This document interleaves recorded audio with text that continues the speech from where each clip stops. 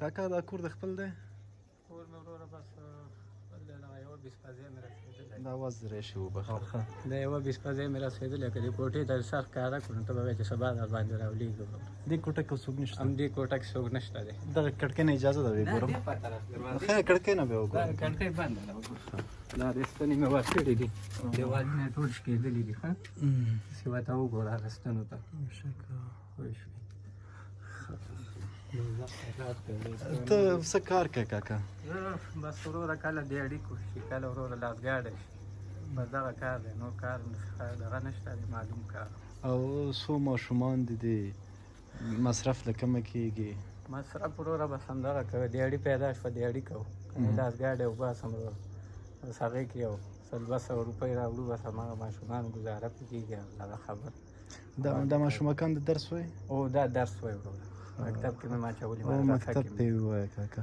زه که ډېرې خبرې کوم کاکا پوهېږم خفه کېږي او سخته یې، همدې دپاره ما ونه غوښتل چې ستا عکس یا بلې یو دیوال خبره ده، د دیوالونو وضعیت باندې د غریبۍ هغه نښې معلومېږي. دا د کور احاطه دا ډېر وړکی دی. دا بیا که هغه شي که نه، دا ګرمي راشي نو بیا دا څنګه کېږي؟ دلته خو به ډېر سور لمر وي. والا چې نور خو راباندې دی نو بس دغه خبره، دغه کوټې مخکې مې یو دالان جوړ کړی دی، هغې لاندې مې استفاده نه کېږي. بس وخت دی بس تېرېږي نو که سخته یې که اسانه یې څه وکړو، مجبوریت ډېر دی وروره، بس وخت نه کوي.